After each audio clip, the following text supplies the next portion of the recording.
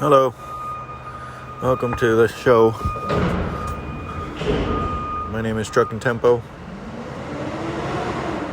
and gonna make another. I haven't made one in a while, but let's talk about dealing with traffic in any major city. Should probably be the same. Maybe the caution is a little bit higher when you have cold climates in big cities like Chicago. You might have a little bit more caution, but rush hour is rush hour, and you can't really that's quite the thing. You can't deal with traffic. You have to just what's that guy, Bruce Lee? You have to be like water. You have to just be formless and deal, and then whatever happens, you react to it, and you can't be upset or get upset at anything that happens on the road. A coworker said, "How do you can't?"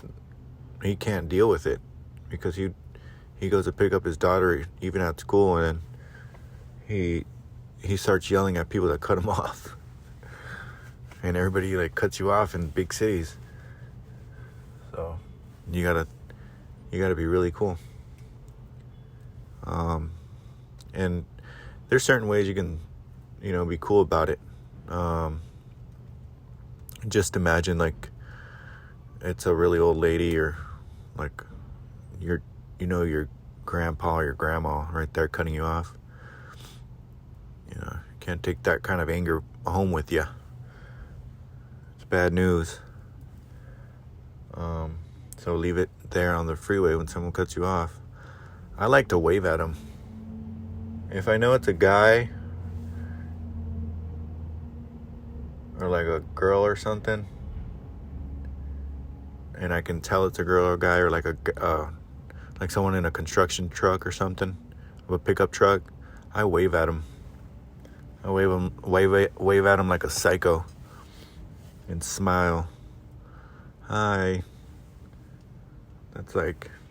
That's insane. People are insane when they cut you off. But yeah, I wave at them at nighttime. I don't provoke them. I don't put my high beams on. That's provoking and trying to, engage with them. So I just I cut off my lights to the truck once or twice, so they get the message, and other people around you get the message. Oh, that person just got cut them off. I don't really use my horn that much, unless it's something dangerous that someone's gonna do, or someone's coming, another semi truck cuts me off. All those guys can have it. I will put on my high beams and honk. Those guys know better. Well, maybe they do, maybe they don't, but maybe they just got their license. But I let them know, and everybody else around me knows that they cut on another truck off. Yeah. You can't deal with traffic. You have to just absorb it and be nice and friendly and courteous. You speeding on the freeway is not going to get you anywhere faster. It barely gets you, I don't know, you can probably save 15 minutes if you're going a little bit faster, if you're driving all the way to Phoenix or something. If you're hightailing it, you're only saving 10 or 15 minutes. If you think about it, I haven't done the math, but if you're doing the math, if you're doing short distance, like local city work, and you're speeding, you're setting yourself up for an accident more sooner than later. So, yeah, no reason for speeding in traffic. Just let everybody pass you, and always give yourself space, so you can make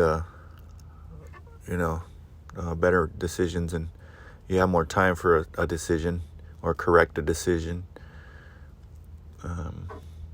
Yeah. Dealing with traffic.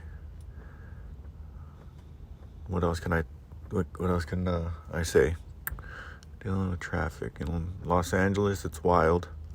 There should be some kind of system. I mean, these trucks got cameras. These trucks are for sure smarter than me.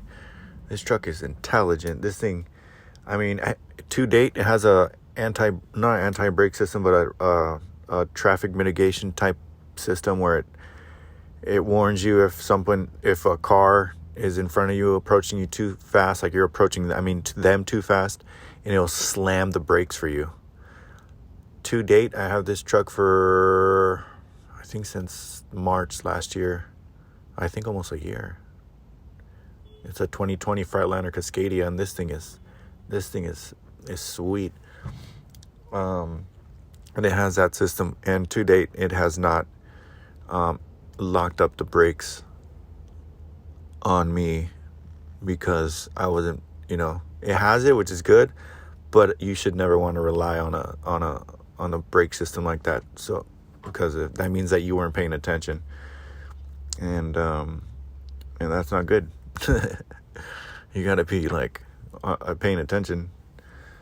The camera thing, I wonder what's gonna happen first: self-automated trucks or people getting warnings from CHP. I was thinking about that because I know I mentioned it in a video that people should get a warning. And how many warnings is it gonna take, to tie that car and that owner and that driver and to be held responsible, for reckless driving? That is a great question. And if it's past a certain limit, I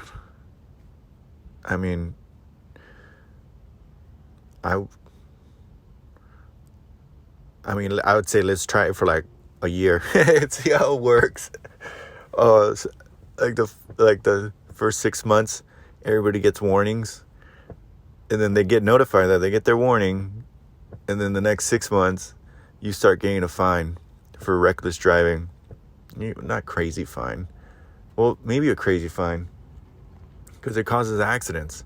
There's people that do reckless things on the highway, and they cause an accident, and they keep going, and they never get caught. And a great way to handle that is all these new trucks. Well, might be a good way, because it might just backfire completely, is get these trucks set up and linked up to the Department of Transportation. What's that other one? The FMCSA, Federal Motor Carrier Safety Administration. Connect it to a mainframe that they're direct linked to, and then start marking them. Start marking these reckless drivers. It might be too intense, but they got a system like that in China. I mean, we have a system like this in America. It's called your credit score. And it's the one in China is a personal credit score. In China owns America, don't they? Everything is made in China. They got up to the top somehow, some way. I don't know. But anyway, that's beside the point. They have a scoring system for people, and your score is dependent on your actions and how you behave. Like a Sims game, like a video game. If you're in a video game and you don't have a good score, you're a cool person, or you have a low score, and that's how it is over there. I've seen it on a video, maybe a BBC or something, but if you jaywalk, your personal score goes down, and they that means they have face recognition and all that linked in already. And over here, people too, they're no, don't give up our rights. But if you don't know and understand, everybody's already living in public. Every single cell phone, every single smartwatch, you're living in public, and everything you do and say is being recorded. We live in public. There's this documentary on it. It's fantastic. It's this guy that he was in the bubble of the bubble.com era, and he had so much money. He threw this this science experiment where he put all these people like in a large building, and he converted the building to have showers and restrooms and playrooms and nightclubs and all this, and every single person was being recorded. And the outcome, you guys will have to check that out, because I barely, I don't want to spoil it, right? But I don't really remember. It ends up bad. It ends up bad. So I don't know. Yeah, thanks for listening, and have a nice weekend. Thank you.